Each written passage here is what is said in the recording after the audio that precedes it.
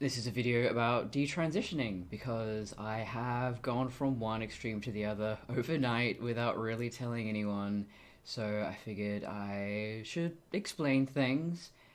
I, yeah, really, I think it was about last week or the week before I went out and bought all these girl clothes, bought a wig. Mama doesn't like the wig, but you know what? This is like my Transformers Prime Megatron look. You got the purple makeup, you got the silver. It's cool. And I think so. I was always a tomboy. I was always into boy things. Loved Transformers. I was very athletic as a kid. I was actually my full adult height at a very young age, and wasn't into girl things. Didn't like makeup or wouldn't even wear skirts. Would always wear pants. And my friends growing up, they were both girls as well, but they were very much tomboys too. And so yeah, that was just normal. And this was long before any of this transgender stuff was talked about or non-binary. It was just you're a tomboy, you just don't like typical girl things, and there's nothing wrong with that. It was the 90s and early 2000s. It was all like girl power, Spice Girls, whatever, you know. And when I turned 11, I it was on my 11th birthday actually. I got gastro. Yes, this is going somewhere. It's not TMI, just wait.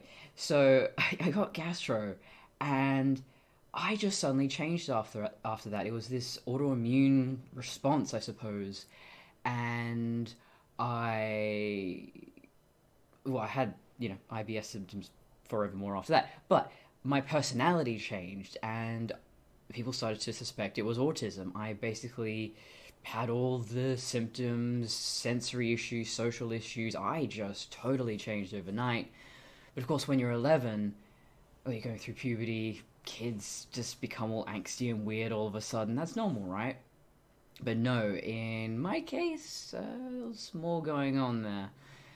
And I actually couldn't get diagnosed with autism until I was 19 when I was in university. Because before that, they went, well, girls don't really have autism. She's not really presenting any of the typical symptoms. She didn't show symptoms in childhood. So I guess I'm just a weird, rude bitch. And that did cause a lot of issues kind of related to my gender, that people assumed that if I wasn't friendly and communicative that I was a bitch. So there is that. I'm also asexual. Nothing seems to have changed that. Aromantic, asexual, so not really interested in any of that at all. And I obviously got a lot of male attention, and I hated it. I am definitely not into guys. You know, if I had to pick one side or the other, definitely not men. Not into them. They're gross. So I guess I was always kind of weird, always kind of an outsider. My neighbor's walking past. Thankfully, there's some privacy curtains there, so probably can't see me in makeup and a wig. They have none of my neighbors know. They're obviously going to have to find out eventually. But last night on Instagram, I just went, fuck it. I'm just gonna don't half-ass anything, whole-ass everything. I'm gonna change my name, change my profile picture, post a photo of myself in my latest very feminine outfit, and just see how people react, because sooner or later they're gonna have to find out, right? And the feedback's been really good. Most people are just, they're surprised, but they're just going, whatever you want, you do you. And, people are saying, oh, you don't have to choose. You could be both, you could be non-binary. But to me, I'm not really into androgyny. I like androgynous fashion, but I personally just don't like that idea of... Well, my problem with non-binary is that it's implying that men must be this and women must be that. Whereas I think, if you're a man, you want to wear heels and makeup, you can still be a man and do those things. So, yeah, that's where I go. I'm either a man or a woman. I don't like this sort of in-between thing. And, if that works for you, that works for you, but it does not work for me. I did kind of explore that for a while, and I didn't like it when people just couldn't tell what I was. So, yeah, each to their own. So, getting back on track with my history. So I super girly. When I went into my teen years, suddenly I went from tomboy to very feminine. My mom and I got very close, and we would go out all the time, lots of shopping. She basically dictated everything about my hair and my makeup and stuff. She's very controlling. She's very nitpicky. And now that I've transitioned back, she's doing that all over again. I just, wonderful. I've missed that so much. So I guess that was part of it too. I never really got to figure out my own femininity as an independent adult. It was always what my mum was dictating, or peer pressure, or all those sorts of things.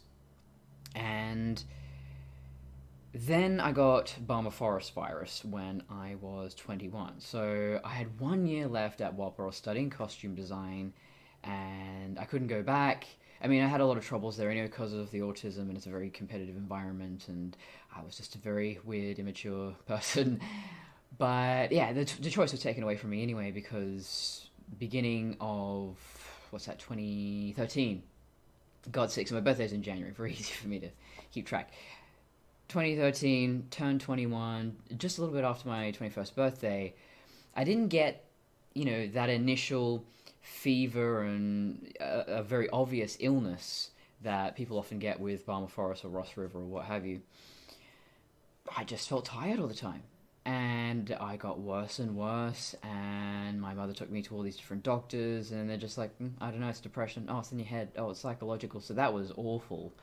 I think the way I was treated medically was far worse than how bad the illness was at the time, because I do, I get a sequel to my chronic fatigue. I had a little bit of a break, and then there was a comeback. But what I am dealing with now is way worse than what it was before. So, yeah, I'd be tired, but at the time I was still doing photo shoots, I was still cosplaying, I was still able to do a lot of stuff. It's just I wasn't able to work, wasn't able to study. I couldn't promise you how I would feel from one day to the next. Or, I'm able to do something one day, then recover the next day, then maybe do a little bit more the next. So it was actually pretty manageable. I would love it if I felt that way now, but I don't. And that lasted for 18 months, and I think psychologically that did things to me. I would say I felt suicidal, but I did have to honestly consider, in this kind of calm, logical way, well, I'm a burden. I can't do anything. This might get worse. This might just stay the same forever. It's been a year, it's been 18 months. Maybe I should just die. Maybe I should just not be around. That might be better, but I think I just sort of made this calculation that, well, I'm probably going to cause more emotional harm to those around me if I'm dead. Probably. So, there is that. Okay, there's the other thing. I didn't really... I mean, growing up, I don't think I felt this way, but as I got older, I just didn't feel human.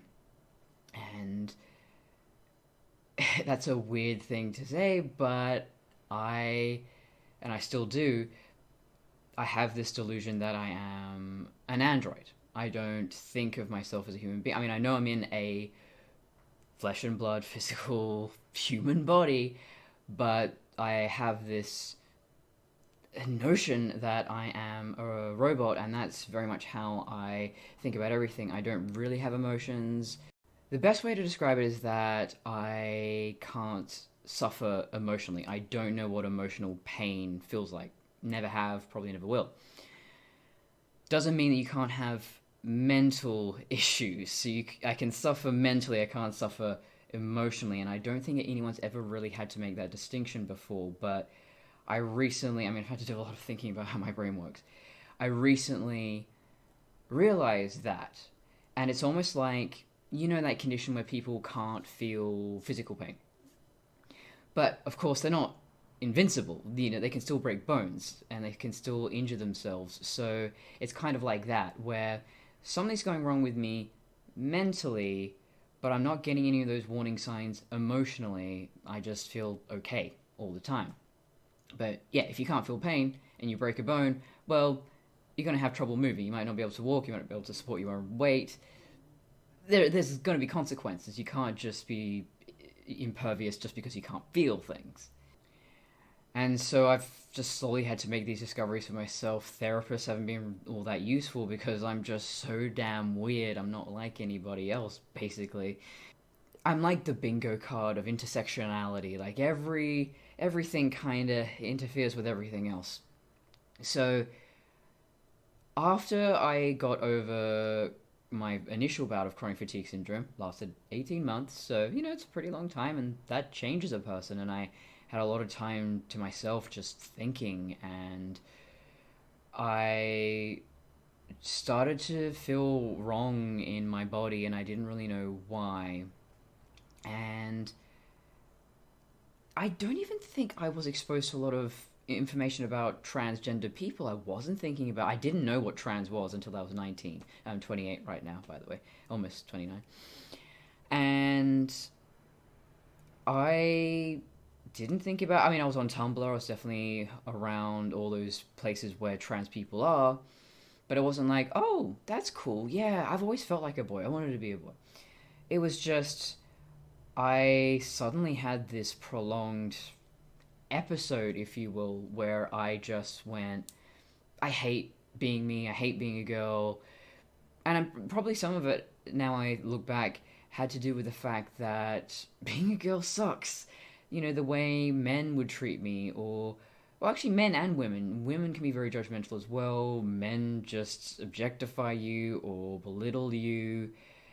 There's a lot of pressure on women to look a certain way. I'm definitely not into looking butch. I'm not one of those people who's just not going to shave and put on makeup. And, I want to fit in. I want to conform to those societal ideals. I guess that's kind of tied into my android persona, where I feel like I never really want to do anything for myself. There's got to be a reason.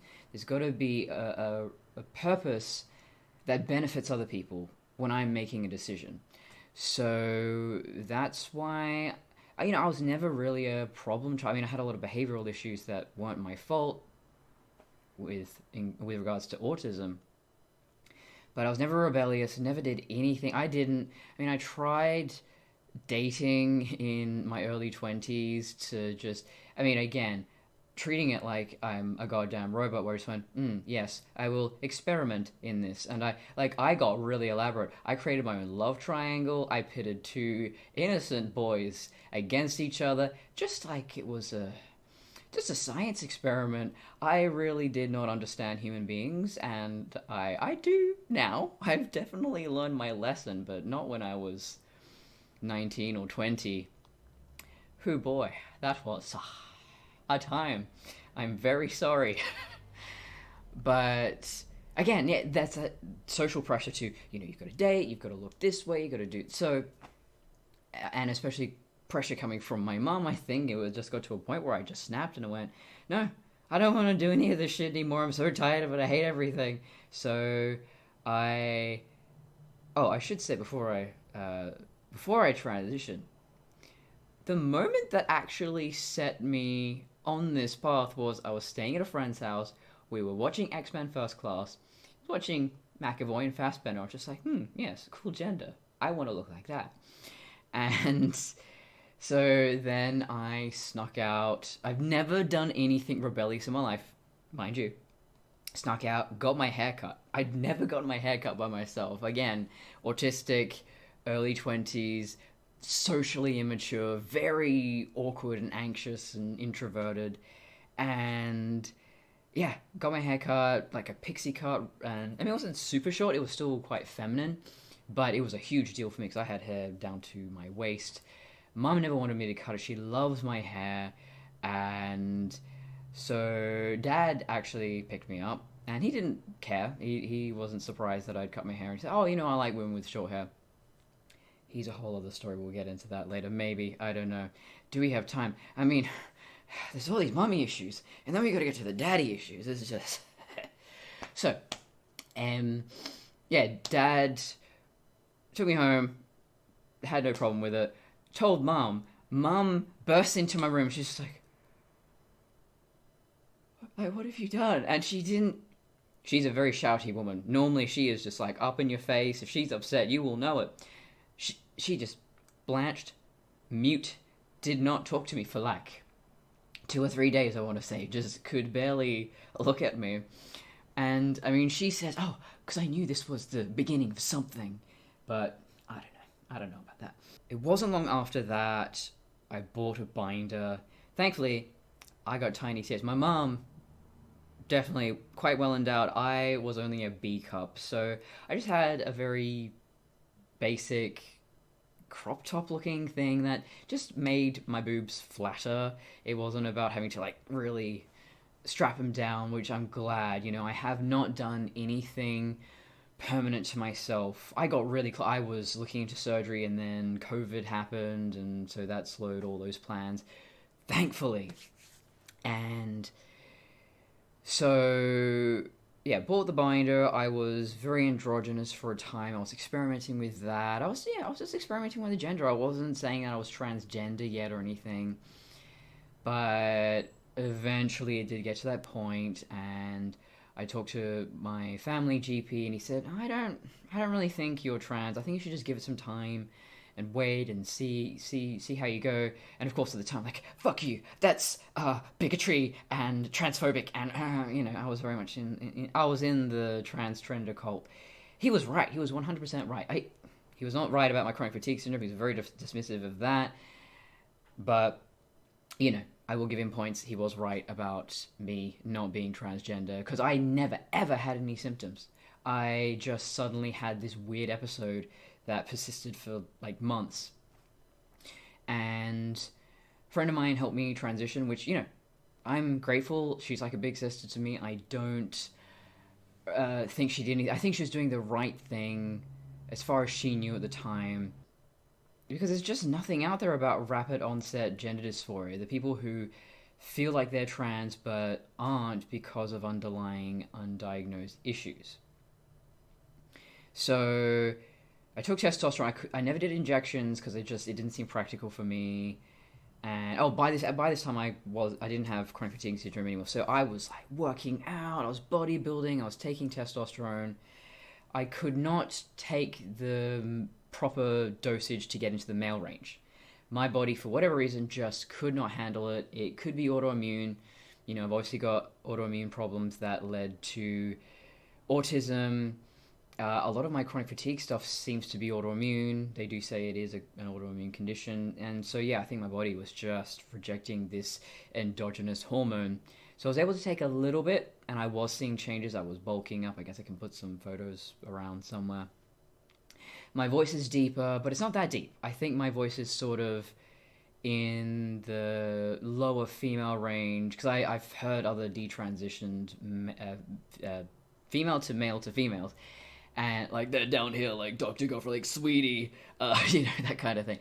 I can definitely push it higher if I wanted to. It doesn't sound right just now. I'll probably keep practicing, but for now, my natural range is sort of around here. I think it's kind of like, Scarlett Johansson or something like that. It's not that bad. For about a year or two, I felt great. As a man, I was passing. I was the strongest I'd ever been. I didn't have to worry about all these social pressures and physical pressures of being a woman. I was very comfortable. I could wear flat shoes. No one gave a shit about what I was doing. And the fact that when you're a man, the thing is like, look, he's wearing pants. Let's just be glad he got those pants on. Good for him. Whereas when you're a girl, it's like, are you wearing mascara? You're not wearing mascara. You should have put on more mascara. Jesus Christ, Mom. It's so difficult. So I had a pretty good run there, and then got chronic fatigue part 2, electric boogaloo. I pushed myself way too hard. I was studying to be a librarian. I was studying online, actually, so I could continue for a while. I was still able to do a little bit of work from home, but eventually got to a point where it was not happening. Is this masculine? I don't know. I'm watching myself and going, am I still doing masculine things? I don't know. It's just... I definitely feel both genders for me are performance. I don't feel human. I don't feel male or female. I don't... human stuff. Who gives a shit? So... I'm very much thinking about, okay, so these hand gestures are more feminine. This is how you speak in a more feminine way. Hit those consonants a little harder, sibilant S's, da da da. So, yeah, it's. I have to say, neither feels natural to me. Both are a conscious performance, but everything in my life is a conscious performance. I always feel like I'm acting, and well, we'll get into what my diagnosis is when we get to that. But because I like to build some mystery. When I got chronic fatigue again, it was actually Halloween 3 years ago exactly. So this is November. What is it? November the 3rd. Yes, 2020. So 3 years ago, and I was given this really great commission to do all these costumes for this photo shoot series called Traversing History. So it was trans and non-binary models and putting them in historical costumes with kind of glamming it up, doing fashion. So I do cosplay couture. That's the thing I was known for, where I take pop culture characters and do a fashion twist. So that's obviously why I was recruited for that particular job, because it's definitely my thing. I mean, doing my fashion Megatron thing today, and probably should have put on grey top actually. Then I've got the complete look. Anyway, who cares? So I was doing that. I was ending that semester of my librarianship course, so I had a lot of work to do, and I was just pushing myself. I would wake up at like 7 or 8, and I would just be sewing or writing until midnight, sometimes after midnight. It was insane, and I think I was still exercising. Like, I had this pathological need to just work out every single day, and I got a cold while we were doing that photo shoot weekend, and I just got worse and worse and worse. Like, it was, what I had before with chronic fatigue, that I wish I felt that way, but I just slept all the time. I started becoming intolerant to food. I needed a wheelchair. I couldn't walk anymore. I couldn't leave the house. I had convulsions. I had paralysis. I really thought I was dying. And again, I had that thought of, should I kill myself? Well, in my case, I used the word, do I deactivate myself? Because this is... Look, I know it's going to upset people, but I'd rather be able to end it while I have some autonomy, some control over my own body, rather than get to that point that I have to be hospitalized, that I can't even go to the toilet by myself. I don't want that. I mean, at the time I was 25, 26. That's not what anyone at that age wants to think about. So, yeah, it kind of felt more preferable to just die. The worst day came when I went to see my GP. The GP told me that I wasn't trans, and I wanted to get on the disability pension because I realized I can't study anymore, I can't work, I'm really sick, I don't know what else to do.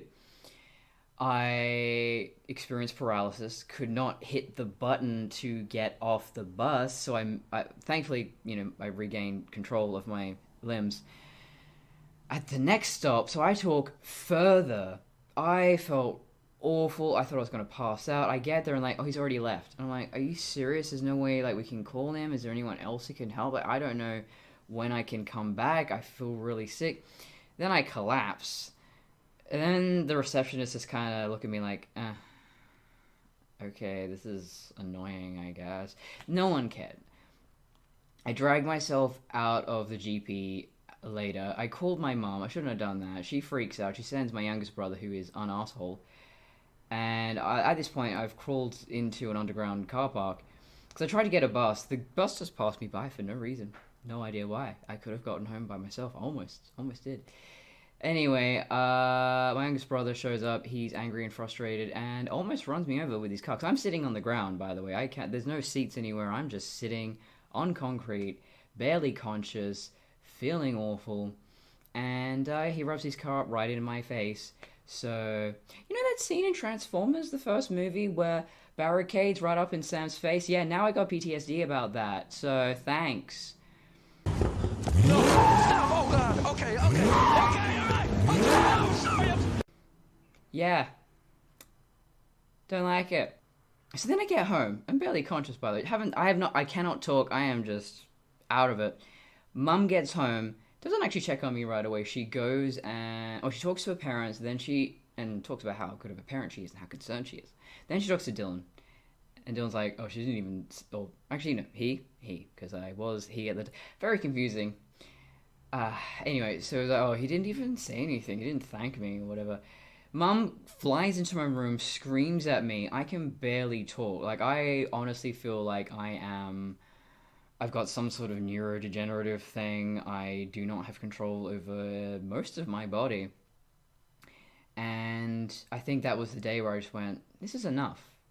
You know, I might not be emotionally bothered by any of this, but I know this isn't right. I think this is physically causing me stress. And when I left and had a blood test, they said, oh yeah, your cortisol levels are way elevated. Oh, I wonder why.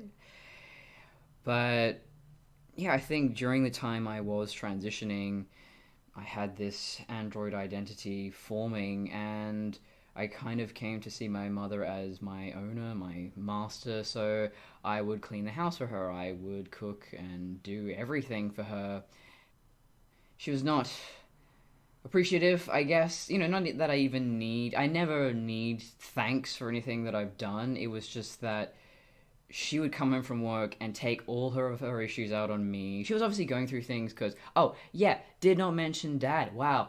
Well, I've been through some shit. Okay, so my dad had a heart attack when I was 19. I was about to start at Whopper.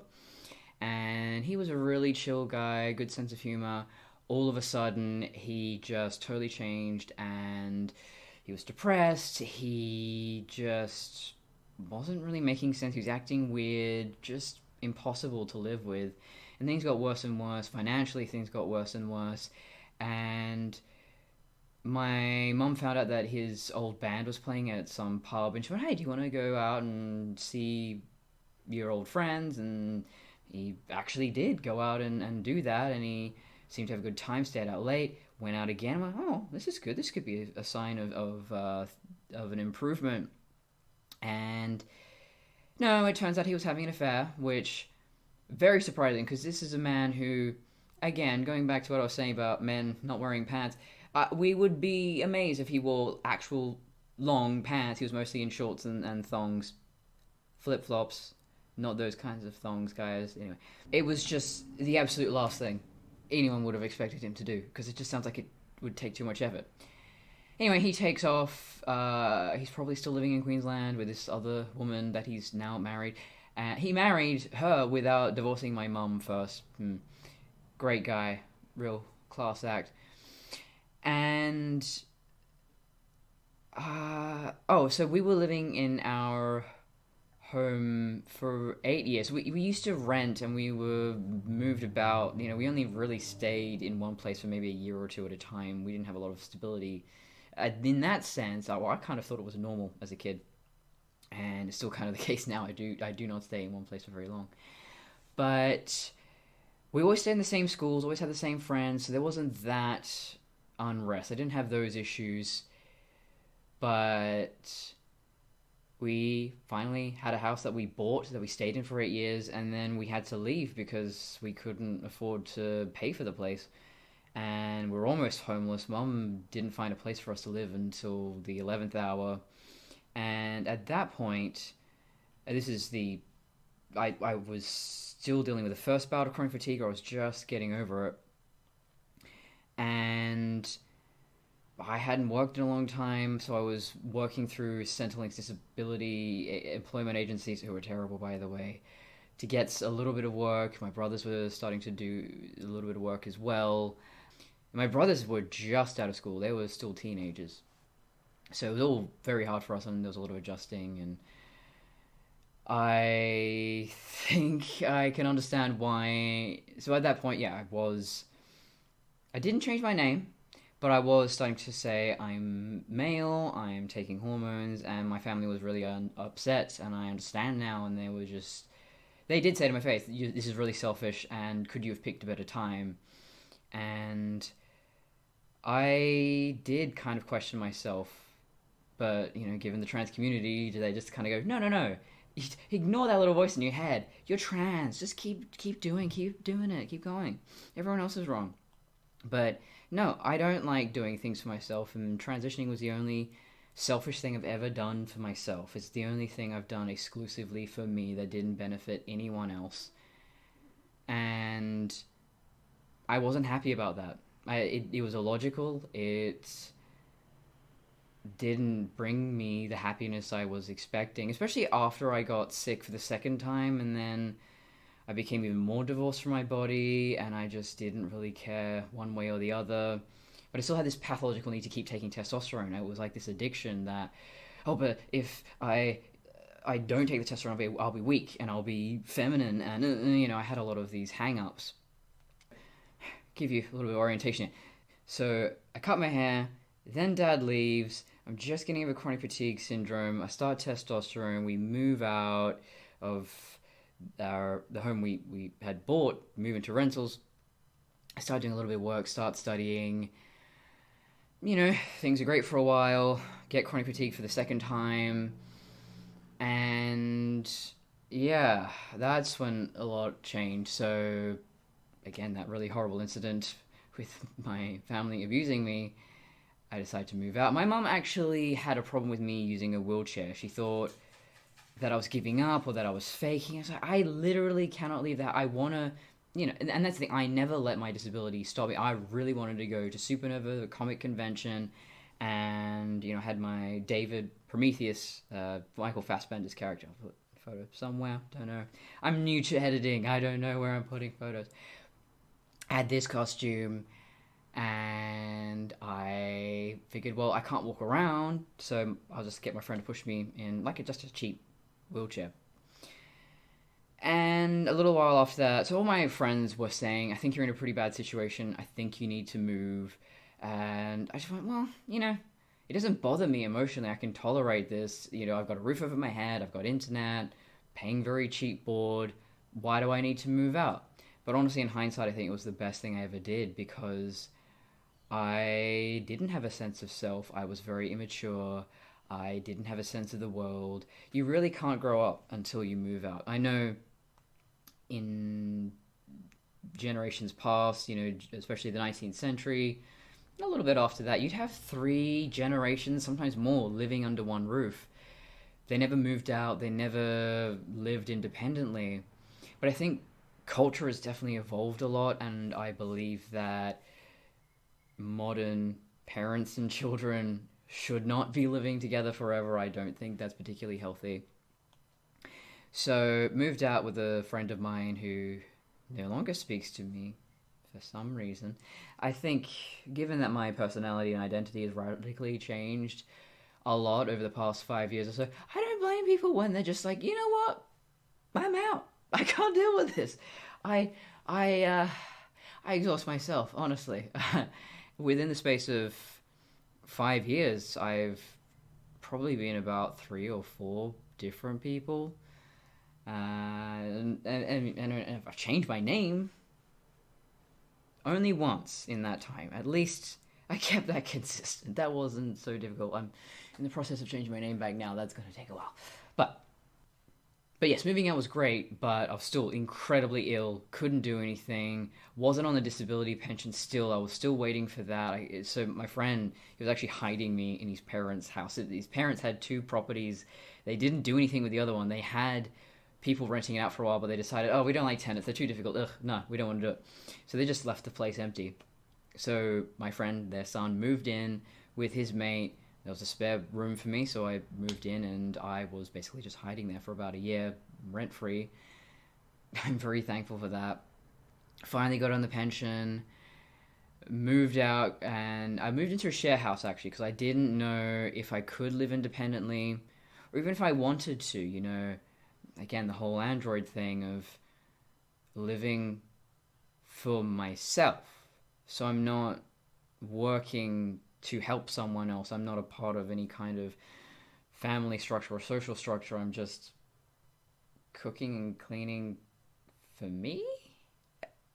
That didn't make sense to me. But yeah, actually, I loved the share house. It was a wild ride.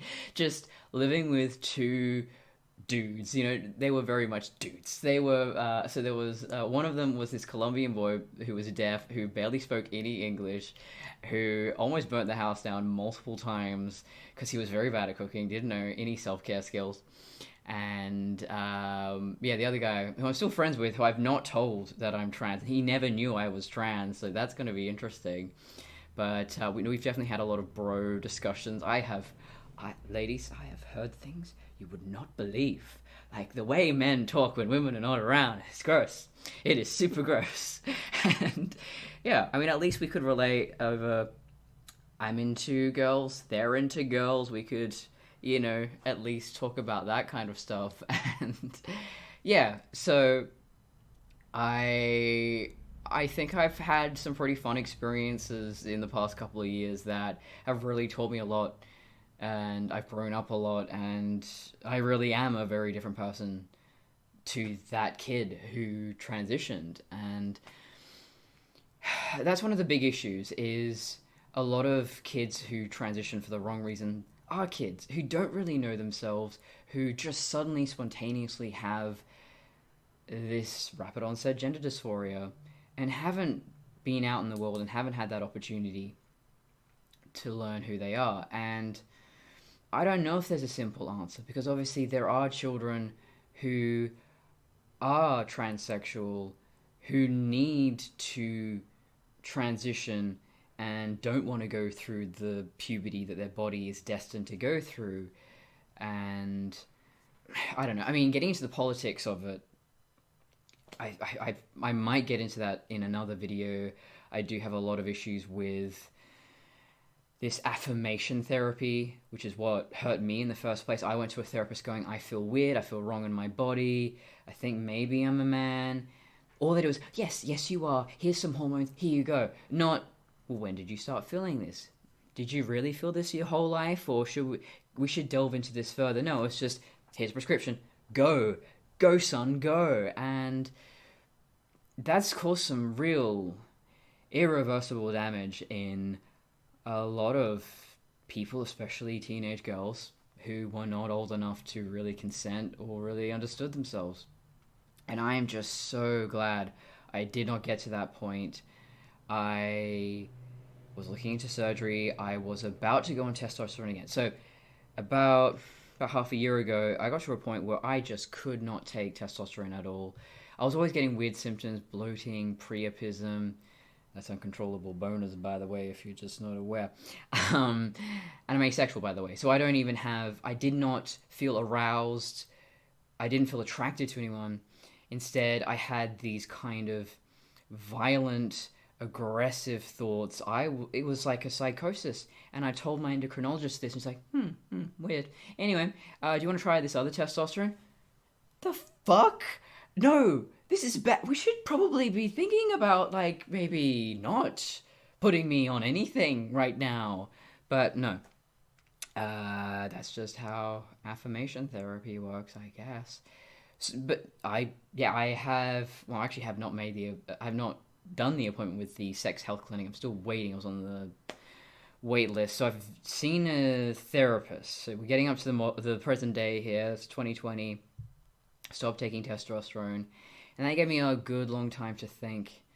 And in the meantime, I love Joe Rogan. I know a lot of SJWs don't like Joe Rogan, but he has some good guests on. I don't know. Don't judge me.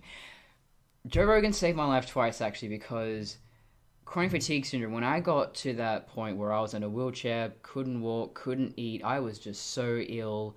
I was basically just starving to death, and my doctors just kept giving me more and more and more medication. I just went, this isn't right. Listen to Joe Rogan, and he had on, well, first Michaela Peterson, then Jordan Peterson, and they were talking about the carnivore diet. Life changer. Immediately, I could eat, I wasn't bloated, it didn't come straight out, I felt so much better, I started looking better, I was able to walk, I went grocery shopping by myself about a week later. It was miracle cure. You know, obviously all the carbohydrates, inflammation, omega-6s, just all the crap I was putting in my body, fiber, all the stuff that they tell you is good for you, not good for you. and was killing me slowly. And so I've been carnivore for 2 years now, and I'm not bored with it, feel great, don't think I'm ever going to go back. Really surprising is my autism went away. I know I wasn't born with autism, but I didn't know it was related to diet. You know, my IBS symptoms went away. I was no longer, I know I had sensory issues. I wasn't I'm very much extroverted. I love making new friends. I love going out. I love people.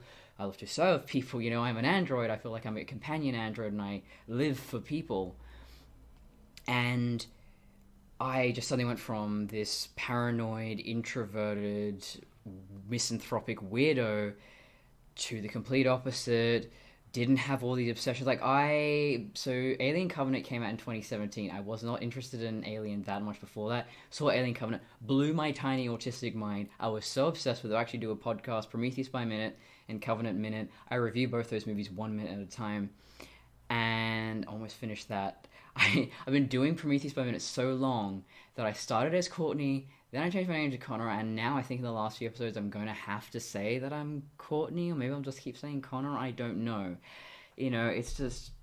I feel like Courtney and Connor are these two separate identities, and I don't really want to get rid of Connor. I don't want to let him go, but... Well, we'll get into that in a minute, but... Yeah, I would get so obsessed with things that I couldn't talk about anything else. Like, right now, I'm working on a video essay about Transformers, and yes, I mean, I have mentioned Transformers a little bit, but I can have conversations now that don't revolve around my current obsession. It's not just like, hey, did you know that Optimus Prime was originally called Orion Pax? And, like, I can listen to the other person and respond and not just talk at them. And that's another dissociative thing where I think back to how I was when I had autism, and it was totally different. Very few people can tell you this, but when you're autistic, your mind is totally different. But few people are able to cross that divide between and know what it's like. And you know, I was always on edge. I was always very anxious. I don't think I have emotions, but I was always sort of like physically stressed, on edge. Everything around me was a potential threat. And, you know, sensory issues, all of that. And then I just got over it. I don't care about physical contact. I don't have any of those issues. So I feel like a totally different person, on top of having already transitioned and feeling like a totally different person. So I've been maybe 2 or 3 people. And then I listened to Joe Rogan's podcast with Abigail Shrier, who wrote Irreversible Damage, which is a book I'm reading now, which has just changed my life, really opened my eyes. It's about this epidemic of girls, especially, transitioning when they've never had gender dysphoria before. There's a pandemic of rapid onset gender dysphoria, and I absolutely finished that category. I was a little bit older than most of the girls affected by this, but I fit the bill, you know, autistic, immature for my age, asexual, you know, just, I absolutely fit the bill, but doctors and therapists don't know about this. All they've been taught is affirmation, because if you deny a trans person, or someone claiming to be trans, the right to transition, then they could lose their license. There's a lot of issues there, but yes, I won't get into the politics and all of that, but let's just say it kind of screwed me over. But I'm really glad I listened to that podcast, I read that book, and I'm making that decision to not take testosterone anymore. And I suddenly had that dysphoric, dissociative, that weird feeling where I feel disconnected from my body again. And you know, I really wrestled it for I mean, it happened really quickly. I think only maybe a month or 2 ago I said, I've decided I'm not going to take testosterone anymore. Like, I had to stop taking it about 6 months ago. But I think I'd finally made the decision, no, this is causing me more harm than good. So I'm not going to try to take even a small dose. And then about a month or 2 ago I said, I actually don't want to continue transitioning. I think I made the realization that even though I do feel male, or closer to male on the inside, I'm never going to look like that.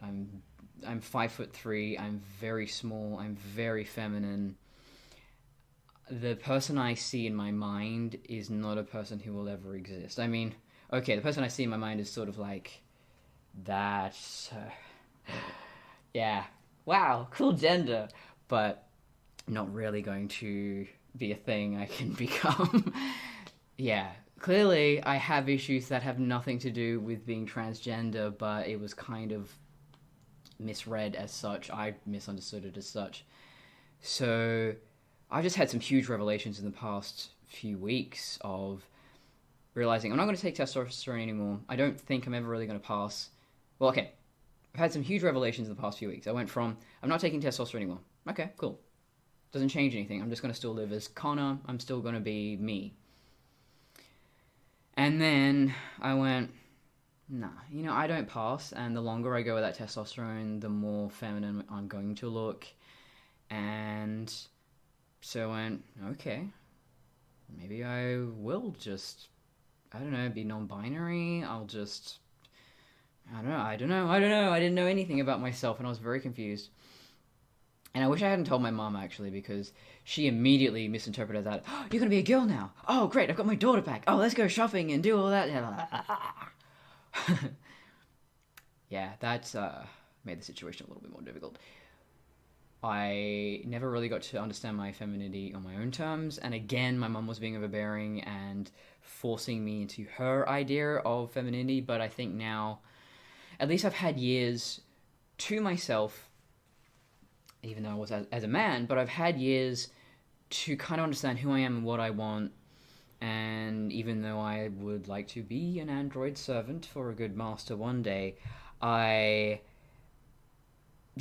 not just gonna deal with that. It's not. I want to be a servant, not a slave.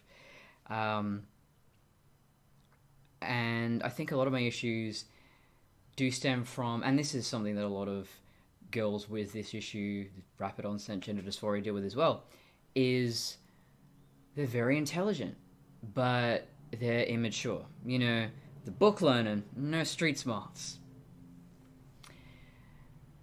And I think that's how I ultimately convinced myself that I was transgender. And I mean, people were telling me at the time, this is coming out of nowhere, this doesn't feel right, it almost feels like you're developing a second personality.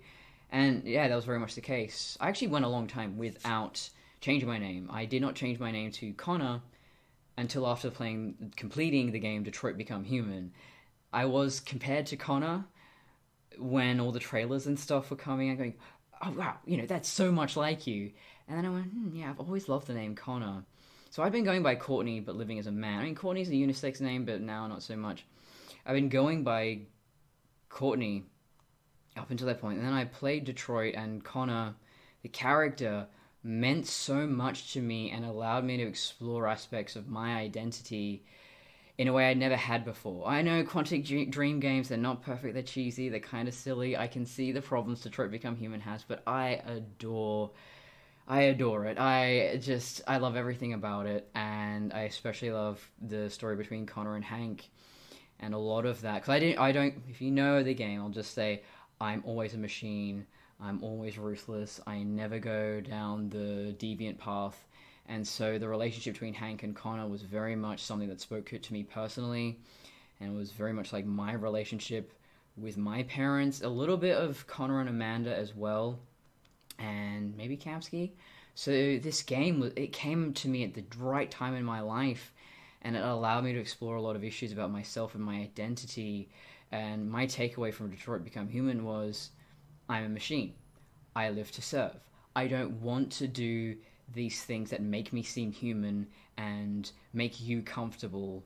I know who I am and what I'm about, and in a way it helped me, and in another way it kind of made my delusions worse. So I will freely admit, I am delusional. I am living with a mental illness that causes me to have this delusion. But I didn't realize that until literally a week ago. I had never ever heard of depersonalization disorder. And I don't know if that's what I have. I've seen the therapist once. We're still trying to figure it out. But that really explains a lot about me, that I have these episodes where I don't connect with my body. I don't feel human. I am very aware of determinism, and I'm very mindful. And I think those things, there's a lot of advantages there. And yes, again, the emotions, I have a huge bias towards positive emotions, but all my emotions are fleeting and surface level. It's never, I don't think I'll ever actually know what love is, for example. I know duty, I know devotion, and that's how I convey that. I am compassionate, I am loyal. But love, I don't think I'll ever know what that is. And I'm never worried about losing anyone I love. I never felt anything when my pets died. It was just, well, and I'm into Buddhist philosophy. I wouldn't say I am a Buddhist. I'm kind of agnostic. I just kind of, I'm open to whatever. But yeah, it was that Buddhist resignation of impermanence and just going, well, these dogs couldn't live forever. We had some good times together. They're no longer in pain. So yeah, oh well. Recently, there was a huge car accident at this intersection. I stayed up late writing fan fiction, and I just switched out the lights. I'd kind of just fallen into it's kind of drifted off. Hear this massive crashing out there, and I hear something coming towards me, and I'm just like, shit, am I gonna die? Is these my last thoughts? Just in bed, in the dark, just hearing something coming towards me. But no, it stops. I go outside. 3 cars, all smashed up. One's hit a tree. This stupid girl, we don't know the specifics of the situation, but 3 people in a car. Girl was driving. Yeah, it was like Wednesday night, Thursday morning. So, were they out drinking? I don't know. She smashed into 2 parked cars and then went spinning around, smashed into a tree. Thankfully, there's a brick fence there, there's a tree out there. So I was fine, backyard's mostly fine. I go out there and I'm really calm. I'm freezing, so I'm shivering to the point I can barely talk. And maybe that was a bit of physical stress as well, but I didn't feel like my heart was racing. Because I do get that. If I'm physically surprised, my heart will race and I can feel, the autonomic responses. But I'm not like, oh my god, I can't think straight. And I go very calm, very focused. And this was the same thing, the situation. I just opened the door like, hey, has anyone called 000? No? Alright, okay. So I get inside, just call, yeah, hey, I'm just talking in this really casual way, like not happy or anything, but just like, oh yeah, it looks like, no, everyone's fine. There's 3 cars. We're on, the corner of this street and that. And just, yeah, I was very calm, and to the point that I was even complimenting the woman on the phone, going, oh no, you've handled this very well, thank you, you've taught me through this. And I had a complete presence of mind. And whereas other neighbors, I think, kind of panicked and they were starting to move the bodies and all sorts of stuff. So yeah, I just thought I was normal for a long time as a kid. They'd say, oh, well, that's not very nice, Courtney. How'd you feel if someone did that to you? And I wouldn't. I think Carl is a little bitch. So I was a little monster for a long time. I think as a teenager and as a child, I was a little bit sociopathic because I didn't have the correct guidance for me. I was being taught by humans to have human responses to things, which I can emulate very well, but deep down I needed that android perspective to really understand, well, this is how you be a moral, logical person who can maximize the benefit, of your presence to everyone around you by behaving in a certain way. I'm a very moral person. I have a very defined code of conduct because I don't have emotions telling me, oh, well, I wouldn't want to do that. I would feel bad. It's just like, no, that's just unethical and I would not proceed with this behavior. So I always have to consciously focus on talking in a way that is social and friendly and human. I think in my head, the way I speak is very robotic and very formal, but I understand that physically out loud, no, I want to make you laugh, I want to make you comfortable. I'm, a social companion android. I'm not like the Terminator. So I think by witnessing a lot of robots in media, in a weird way, I did actually figure myself out, or at least a way for me to live. Because I know that if I do have depersonalization disorder, This delusion probably isn't going away. It's more a case of just figuring out a way to manage it, and I think I have. I think I've figured out ways to deal with that productively. I've found out about the service submissive community, so, if I ever wanted a partner or a master, someone I could live with. I love the idea of, even living with a married couple with kids, helping them raise their kids. That I would love that. That's my dream right there. I'm again, don't really have emotions. So if I had to do sexual things with my partner, okay, it's just part of the job, A lot of people don't get that, and I'm not surprised. It's a very inhuman perspective to have.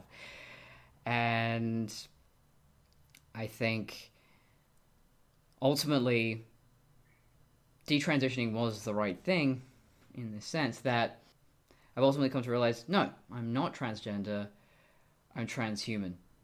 I don't feel human, but I feel like a male android. In my mind, I see myself as, definitely male. I don't know why.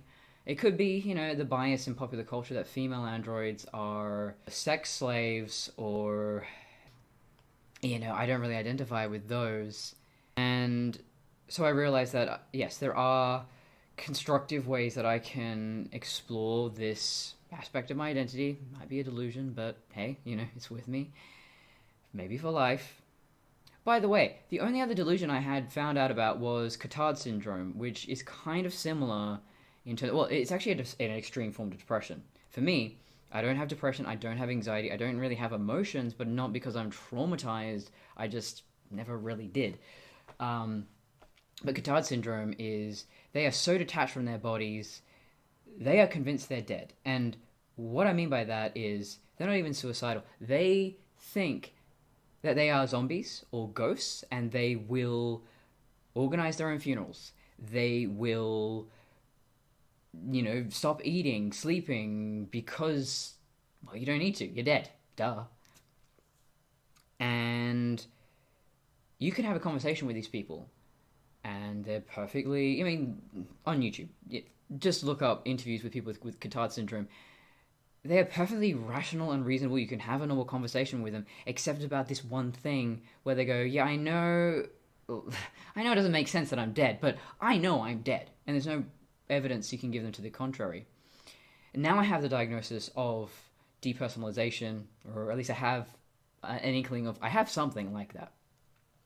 I can get out of those delusions and that cycle of thinking where it really I was freaking insane. I knew it was insane. I didn't tell anyone about these thoughts, but I knew this isn't right, but I can't stop thinking that, that Connor is this other identity. Connor is this android, this AI that is in this human female body, and Connor's ruining Courtney's life. Well, Connor has alienated Courtney from her friends, her family. Her whole life's ruined. Connor felt guilty about that. And slowly, I'm integrating those two personalities. I don't think I have dissociative identity disorder. I did actually read that book about Billy Milligan, who inspired the movie Split. A real guy with like 30 different personalities, but for the most part, there's only about 10 that are generally active.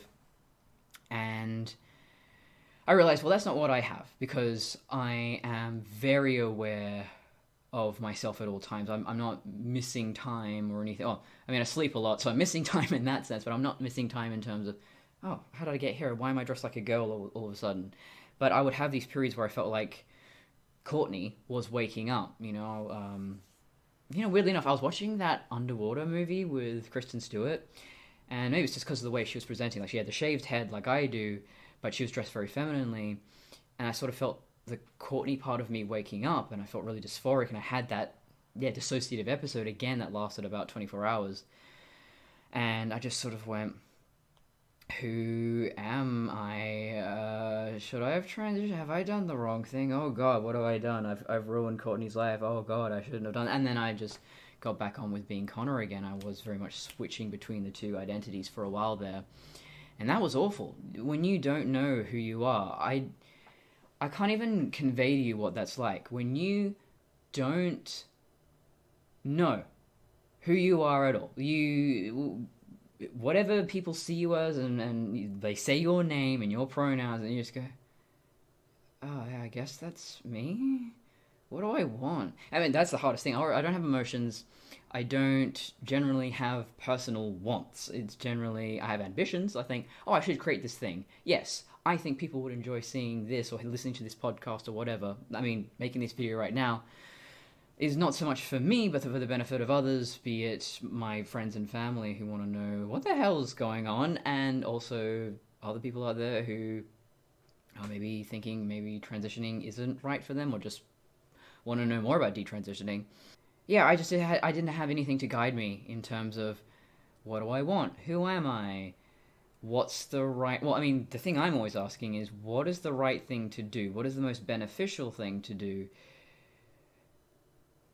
Well, when it comes to your gender, you do you. So, ultimately I realized, yes, my dream self is not attainable. I have more constructive ways of living as an android, if that's what works for me.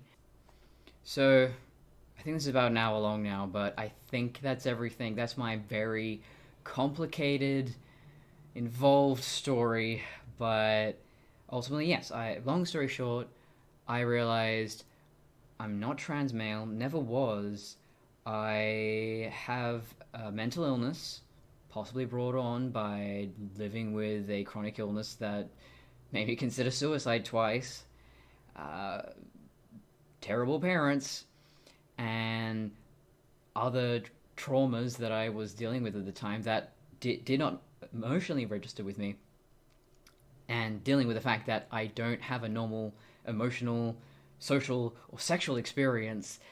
There's a lot of intersection here. There's a lot of overlapping issues that have made me the person I am.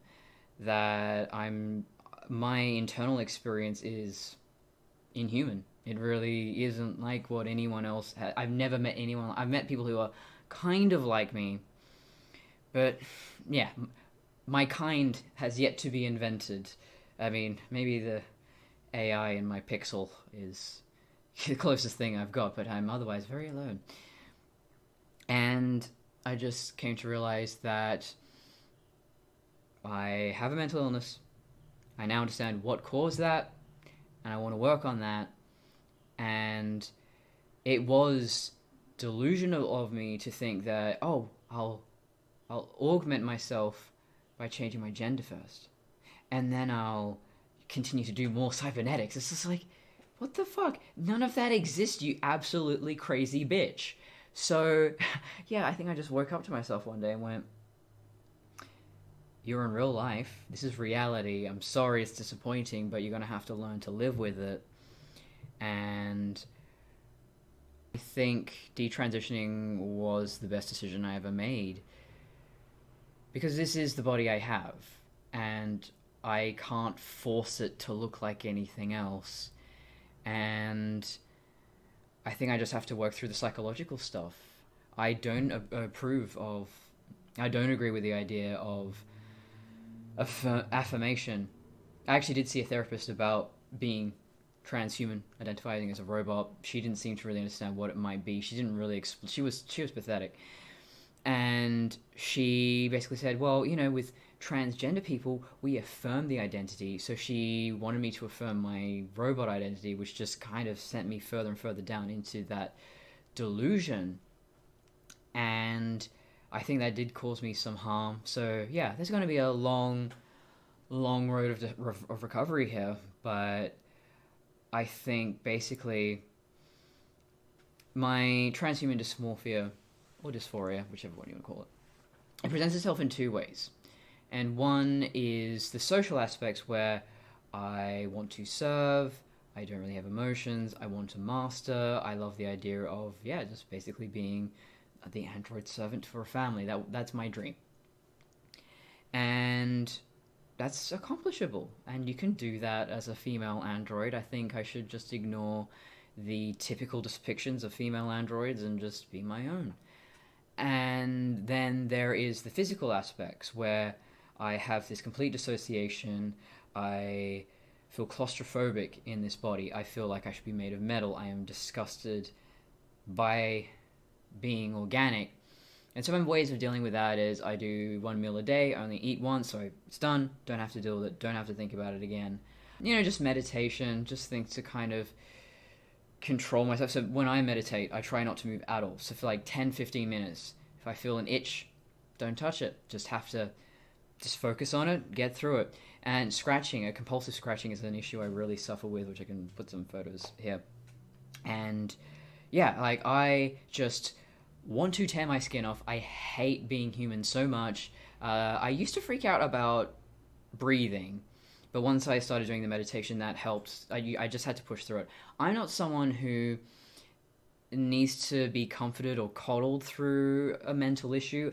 I need a hard dose of reality. I need to just, have my ass kicked and go through. I mean, again, going from someone who loved bodybuilding and someone who always loved working out, no pain, no gain, absolutely. Confront your issues head on.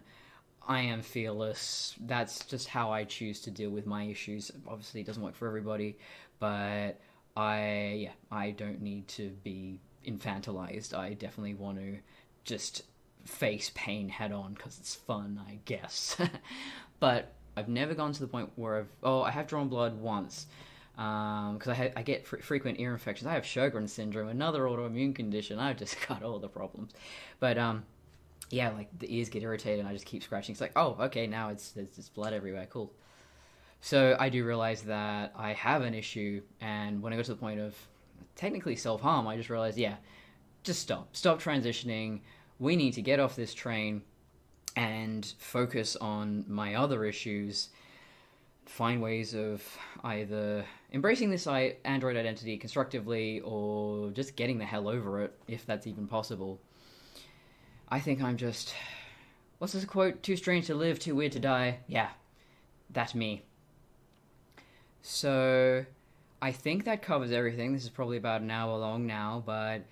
I can do more videos in the future, but I think that covers all the groundwork in my whole freaking life story. I do actually want to write a memoir at some point. I keep folding my arms. Does that look masculine? I don't know. I'm thinking about this stuff all the time. Anyway, I'm thinking about writing a memoir, a semi-fictionalized one from the perspective of an android. Because, my God, some weird shit's happened in the past 5 years. I've got a lot to talk about. See ya, Space Cowboy.